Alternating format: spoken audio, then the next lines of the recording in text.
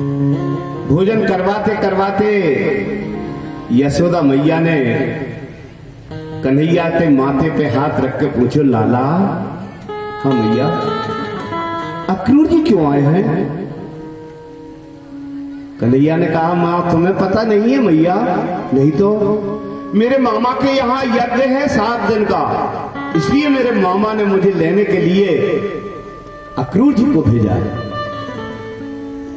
हमारे परीक्षित जी चर्चा का समय घर पे है, थोड़ी देर के लिए आप बोले नहीं कथा में, क्योंकि आप सबसे सामने हो और आप ही चर्चा कर रहे हैं, गलत है। आप गोपाल कृष्ण भगवान की जय जय श्री राधे श्याम। यशोदा मैया समझ जाती है और यशोदा मैया ने कन्हैया के गोद में बैठाल के कहा, कन्हैया। हाँ मैया। क्यों रे, तुम सवेरे मथुरा तो नहीं जाएगो? क्यों मां, मथुरा क्यों नहीं जाऊंगा? अरे मां तो 2 मां बन के मां बनती है। मां का तो जो प्रेम होता है वो एक मां बराबर प्रेम होता है, क्योंकि मां एक ही बनता है।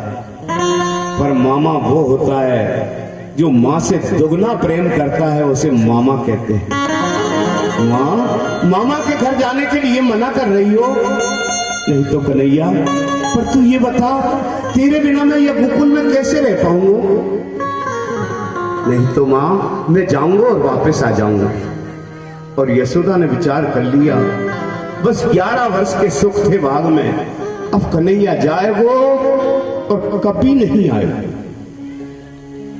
भोजन करवाए के और कन्हैया को पौढ़ाए दिया और लोरी गा के यशोदा मैया सुला देती है, भगवान शयन करते हैं और यशोदा मैया रात्रि भर बैठ के कन्हैया के सामने मुखमंडल को देखती है और आंख से आंसू की धार बह रही है।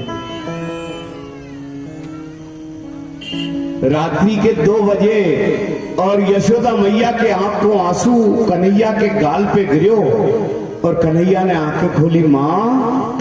हाँ लाला। रो रही हो क्या मां? हाँ लाला, आज रो रही हो। क्यों मां, क्यों रो रही हो?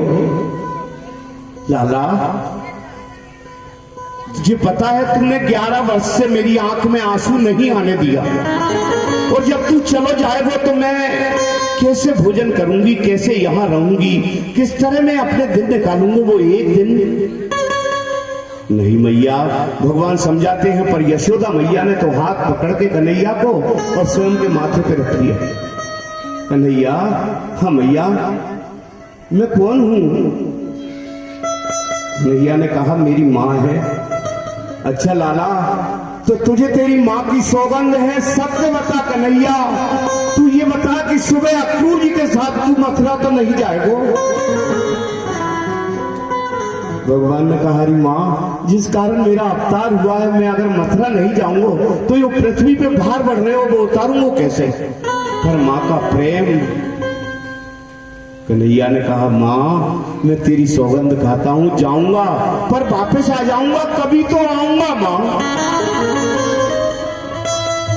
यशोदा मैया सोच लेती है, अब कन्हैया नहीं रुकते।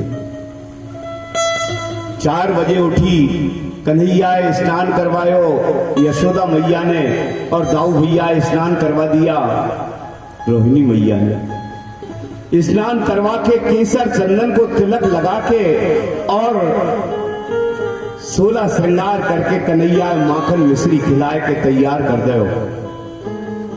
अक्रूर जी रथ खोल के खड़े हुए हैं, रथ तैयार करके।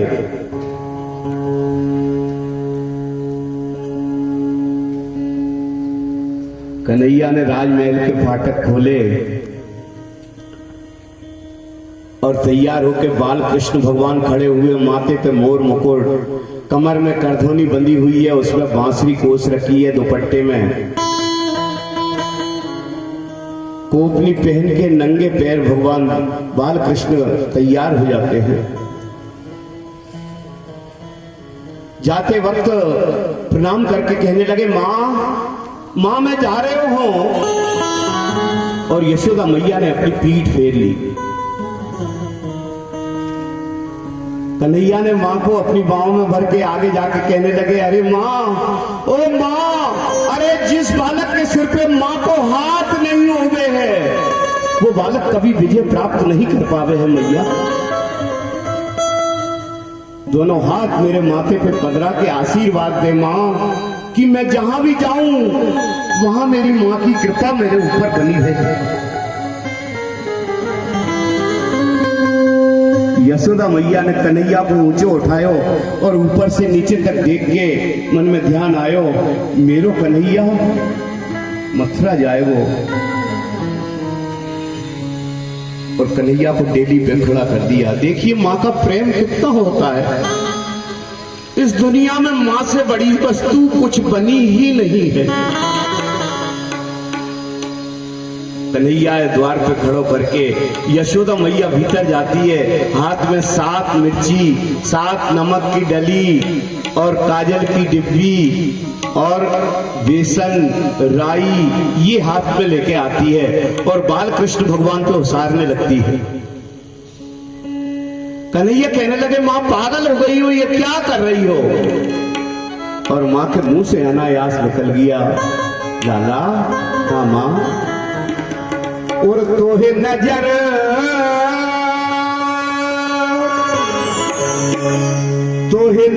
नहीं